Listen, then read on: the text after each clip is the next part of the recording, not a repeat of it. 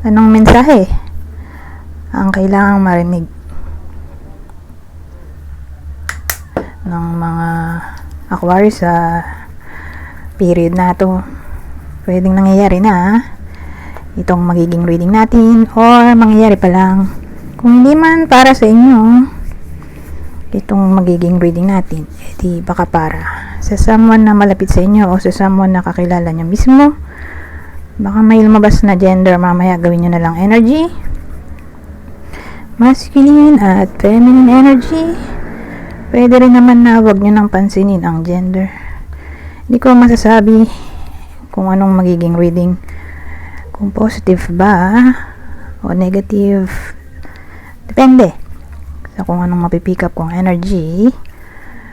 Walang masama kung papanoorin ang Sun, Moon at Rising sign, kasi baka man sa mga yan ay mag-resonate na sa sitwasyon nyo. Pero wait lang, malagkit-lagkit pa eh. Nagda-dry kasi yung balat ko. Sandali, eto na, matatapos na. Eto. So, magsimula na tayo. Naglagay ako ng lotion. Pero malagkit pa rin.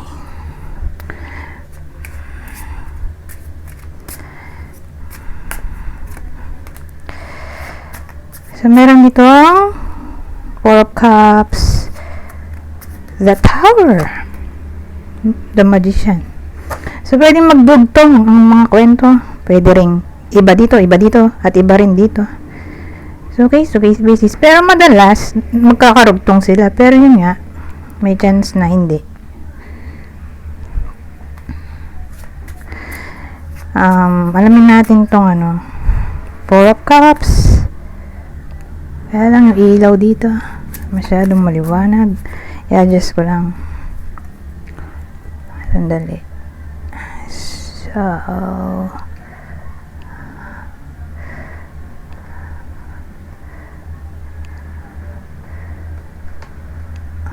wala na yata ang igaganda to. Ayan. At least, di ba? So, yung 4 of Cups natin clarify ng Wheel of Fortune at Knight of Cups. Ito yung bida natin, Knight of Cups. So, yung bida natin ay eto, base sa clue na sasabihin ko, self-made clues. Kunin nyo lang yung clue na sa tingin nyo ay fit sa sitwasyon nyo. So,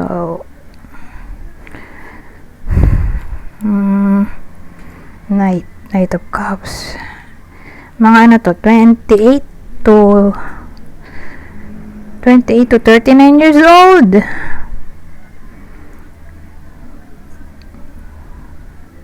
May karelasyon siya pero hindi siya kasal. So, may jowa siya. In short, girlfriend o boyfriend. Pero kung Knight, usually ay lalaki. So, lalaki or pwede rin namang babae kung extrovert siya. Extrovert, panganay, breadwinner. Ay, lotion. Dito pa yung lotion sa kuko. So, ulitin ko, extrovert, panganay, breadwinner, or mag-isa lang siya in a way na malayo siya sa relative niya. Hindi niya kasama yung mga relative niya, napalayo siya ng lugar, na napilitan siya maging independent. Pero may karelasyon siya, remember, na lang siya, nahiwalay ng lugar sa mga kapamilya, kamag-anak. Kung babae, yung mga yan, babae yung description. Pero again, lalaki or babae, base nga doon sa description na sinabi ko. So, babaeng embody ang masculine energy. Ano pa ba? Ano pa ba yung mga self-made clues ko? May karelasyon, di ba? Hindi kasal, walang anak. Nagle-live-in, pwede rin. Pero hindi nga kasal, walang anak. 4 of Cups at Wheel of Fortune. May dito, recovery. Whether nangyayari na to or mangyayari pa lang kasi andito nga itong teka lang, 4 of swords pala yung recovery, 4 of cups pala to. So yung 4 of cups ay tawag dito parang uninterested, boredom.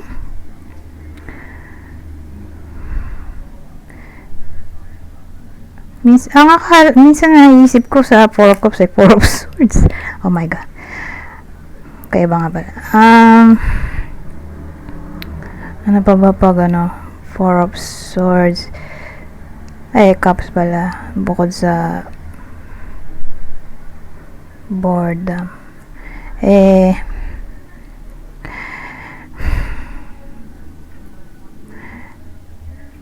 magko-contemplate,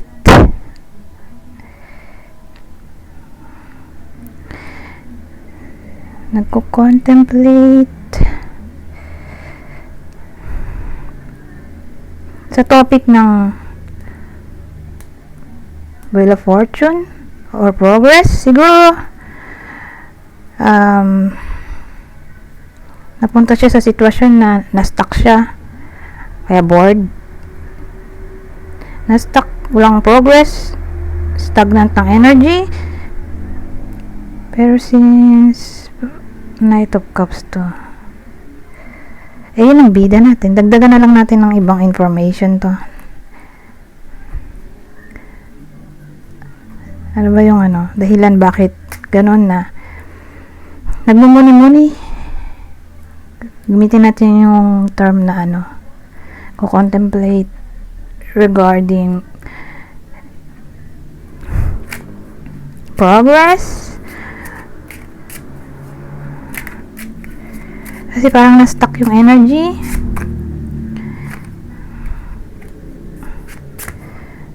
Ano nangyari? Bakit ganoon?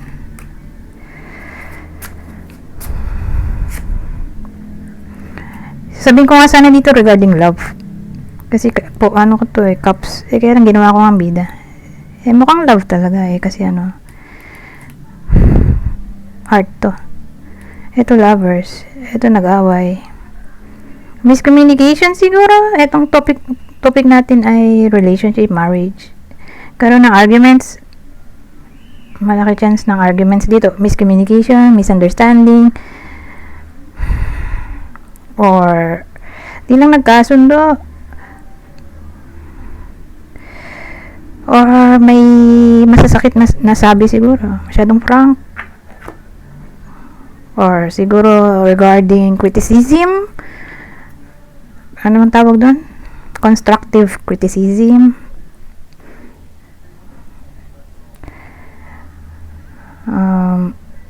Or may something regarding social media siguro na pinag-awayan.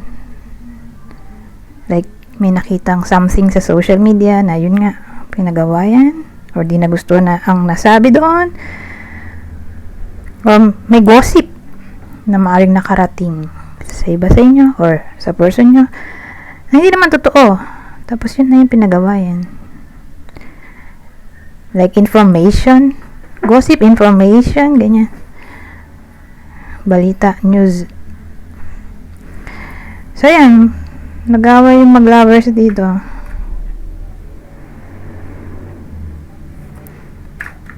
Tapos na-stuck dito.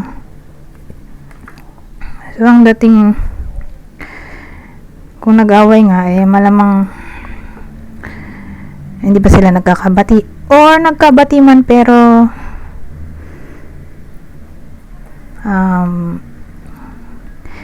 parang hindi full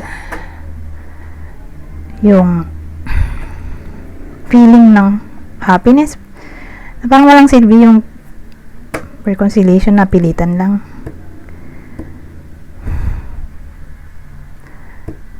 Ayun, yun yung energy, in a way na parang na-stuck yung bida natin sa ganong sitwasyon.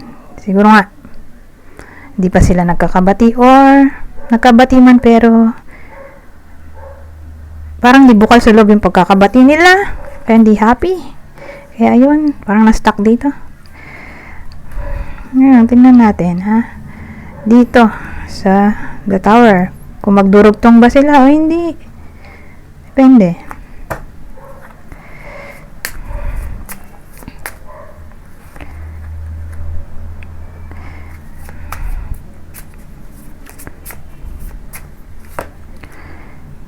Ano to? 9 of candles.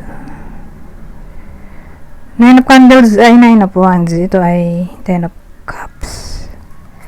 Potion.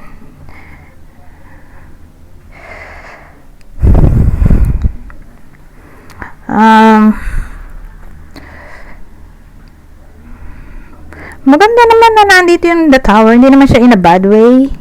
Kundi in a good way. Kasi dito negative yung energy, di ba? Sa unang spread natin.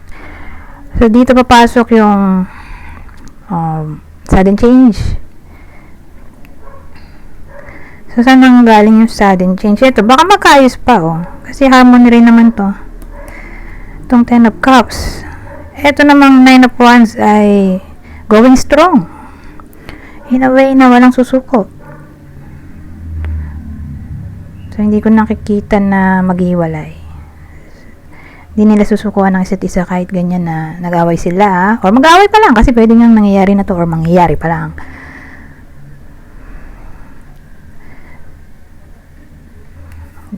So, yan. Walang separation dito. Para sila na gusto pang maayos. Sa near future yon. Ito yung far future natin. Ano mangyayari after nito? Ano?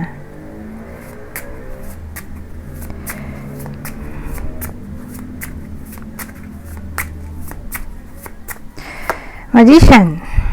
Maganda rin naman itong magician, don't worry. Pero tingnan natin din yung lalabas. 7 of swords.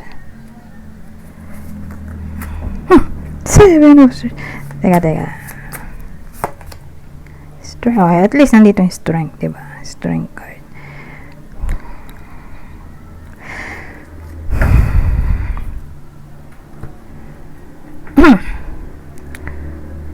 So, anong far future natin? After nitong near future. May 7 of swords tayo. Excuse me. Hindi naman siya in a bad way. Kasi diba, usually, 7 of swords, medyo, negative. Medyo, yun nga, negative. In a way na, kasi usually, lagi siya na, nalilink sa deception, stealing, trickery, impulsiveness, betrayal, diba?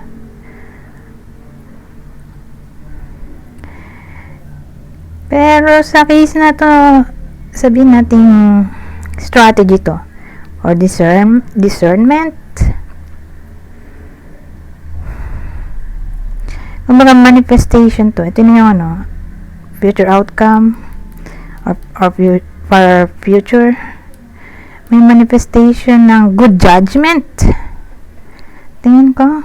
Kasi nandito naman tong strength card na tawag dito. Pwede rin siyang card din ng love or pagiging strong. Compassionate. So, sa madaling salita, wala nga talagang hiwalayan dito in a way na mag-give and take sila. Unawain nila ang isa't isa. Doon papasok to. Magiging discernment to Ano kasi rin to card din ng intelligence. Kaya lang kasi minsan yung sobrang talino niya na gamit sa maling paraan. Doon na nga papasok yung manipulation, stealing. Pero sa case na to, maganda naman yung dalawang card kaya hindi ko siya ginawang negative. At ginawa ko ang intelligence, strategy, discernment,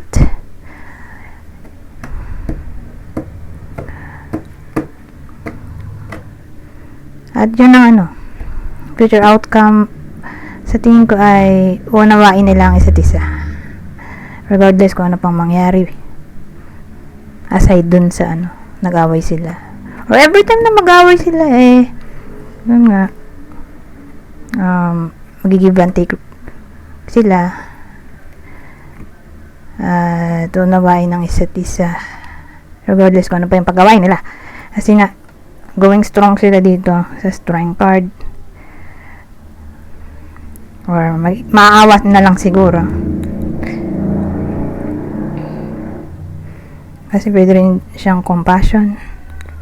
Kaya dun ko binase yung unawain ng isa't isa. Dahil card din to ng compassion.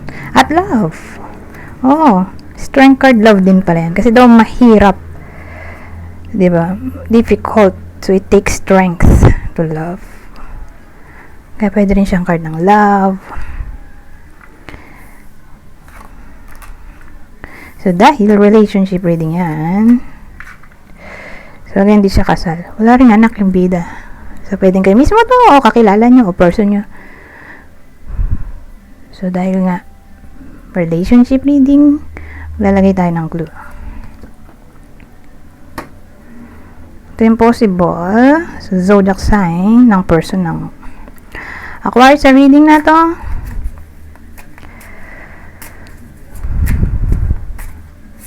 So, ang possible zodiac sign ng person ng Aquarius dito sa reading na to ay pwedeng Gemini, Capricorn, Gemini ulit.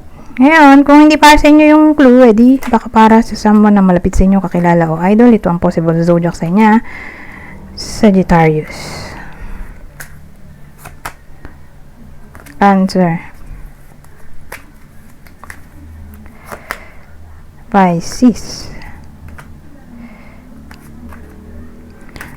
Maglalagay din ako ng sa pang clue. Kasi bihira ako naman to gamitin tong deck na to. Basahin ko na lang para mabilis. Sa iba pang clue, pwedeng tumama sa inyo tong clue, sa person nyo, kakilala o idol. So, kunin nyo lang yung clue na sa tingin nyo i-fit sa sitwasyon nyo. Mature. So, baka ganitsura. Or baka mukha lang. Mukhang matanda na. Pero bata pa. May mga tao kasing ganun 30 or 20, mukha ng 40. Lalo sa panahon ngayon, kung mapapansin nyo. Parang ang weird ng generation ngayon. Parang tanda nila agad. Lalo na sa abroad. Nasa abroad. Nasa abroad na mga foreigner. Ngayon, kung di siya ganun, matured ng mukha, edi papalo na yan ng 40. 40, pataas ang edad. Ito maganda manamit. Decente. Ito white gray hair. Either ganyan talaga buhok, parang ngayon. White gray hair o baka trip lang kasi sa panahon ngayon may mga nagpapakulay din ng ganyan. Bata pag ganyan gusto niyang kulay ng buhok. So depende sa trip. Dahil na yung ash gray, yung may kulay na ash gray, ash brown, or gray blend. Gray blending ba yun? Nakalimutan ko na. Basta, may gray sa buhok niya. O baka paputi pa lang. Who knows? Yung black and white yung buhok, paputi pa lang. Or puro na. Ito, average height. So, tingnan nyo na lang sa internet kung anong average height sa bansa na naroon kayo. Pero kung Pilipinas, siguro, tansya ko lang. Mga 5'4". 5'4" to 4, 5, 6, 7, 8. Mga ganon. 5'4" to 5'8". Sa paningin ko kasi 5'9", mataas na yun. Pataas. 5'9", matangkad na yun. Para sa akin. So yan. 5'4" to 5'8".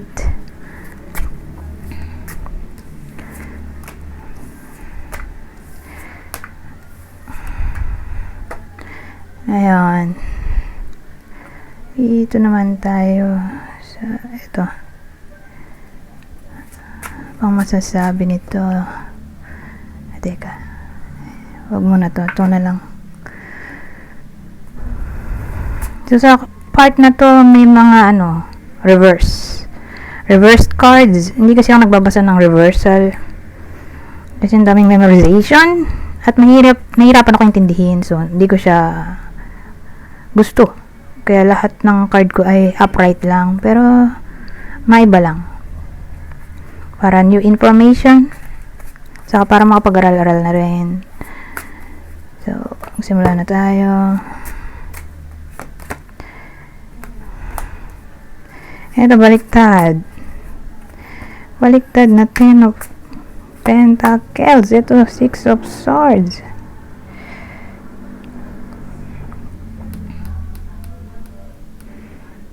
So, sabihin natin may family dispute. Whether relatives yan.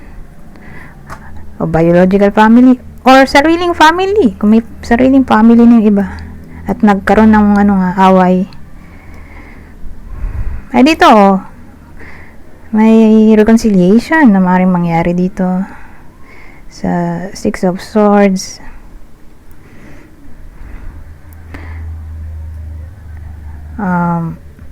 Ngayon, pwede rin tong visitation. Kung nag-away, di may bibisita para makipag-ayos. O baka may aalis. Dahil nag-away, di may aalis. O papalayan. Oh my God.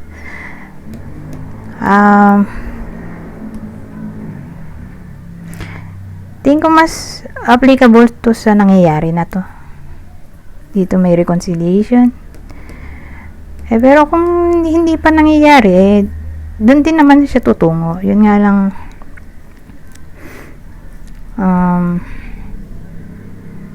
mas malaki yung chance na dito to tatama sa nangyayari na.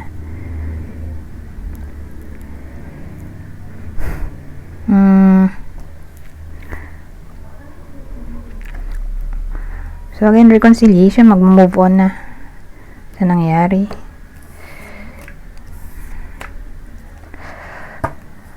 Or magkakaroon na ng acceptance ng apology or acceptance ng mga pangyayari.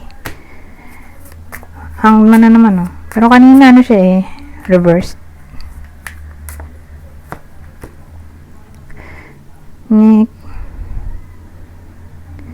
Baliktad yung Page of Cups natin. Kasi kaya pinagugatan nitong Hanged Man? Babae? Teka. Ay, relasyon siguro pare silang cups Hanged Man. Tapos may mag-lovers tayo dito. Parehong cups.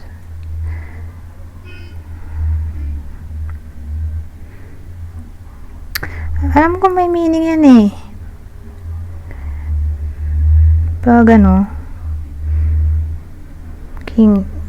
pag parehong cups. So sabihin na nga lang nating magkarelasyon to.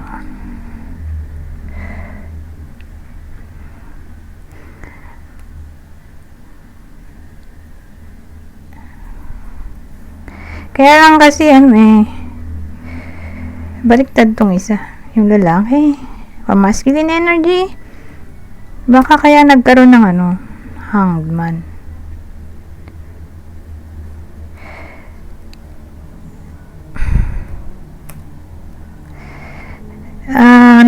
Nabiview ko yung Hanged Man as a problem. Saan nanggaling yung problem dito? Kasi ito siya walang emotional intelligence, walang awa, merciless Diyos ko, lack of control, coldness, in short, emotionally unavailable. Hindi siya loving, caring dito sa babaeng to for some reason. Siguro yun yung napipil niya sa lalaking to,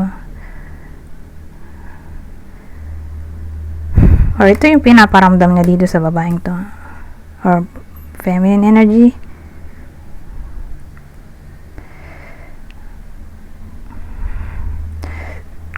Excuse me. So, ganun ang dating sa akin eh. So, yung hangman natin ay naging trial. Yung meaning. Kasi marami siyang meaning. Pero walang nakalagay yan. But yun nga. Isa sa meaning ng hangman ay trial. Pero kung gagawin natin siyang Neptune, eh, kasi nirorule siya ng Neptune. Yung hangman, ayun o, Neptune. Eh, dun papasok yung ano, illusion, confusion. So, yun, para siyang love issues.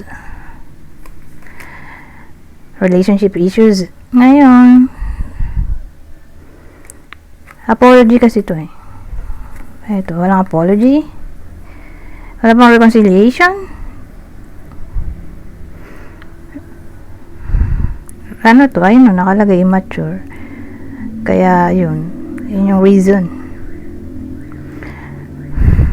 kung bakit hindi pa magkakaayos tong dalawang to. Kasi nga ito malamang yung immature kasi siya yung baliktad.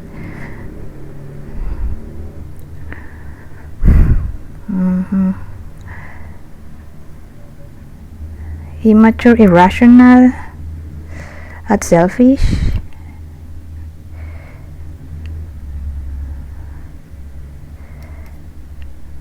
Pero ibang meaning nito ay ano,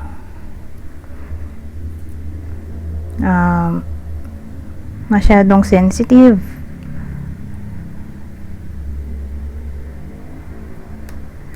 O prone sa misunderstanding. So again, walang nakikita pa sa ngayon na na maglilid to sa reconciliation. Ayun, para malaman natin kung para sa inyo ba itong reading na to. Relationship reading to eh. Pag dalawa daw yung ano,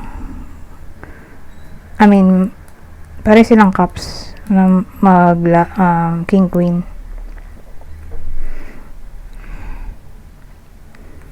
Pero depende, in love nga daw sila eh.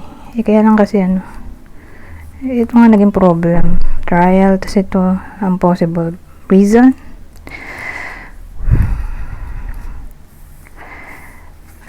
Ngayon,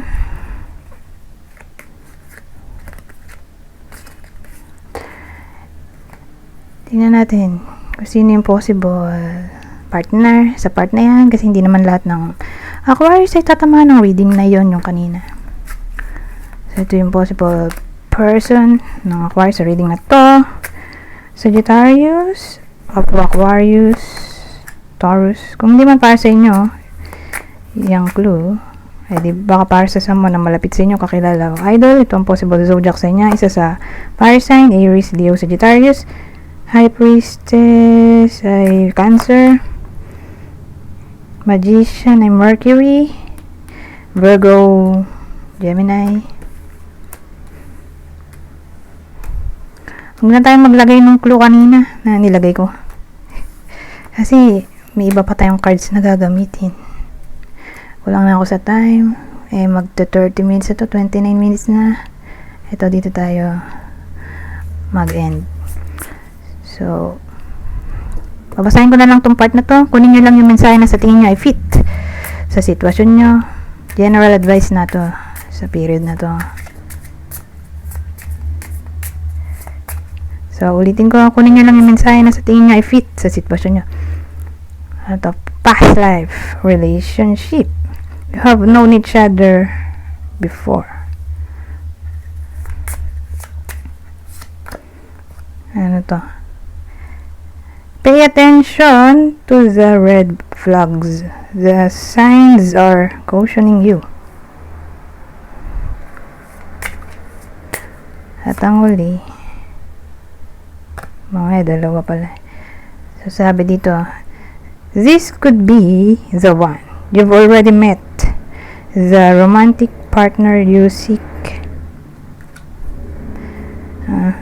Anyways, hanggang dito na lang. Goodbye for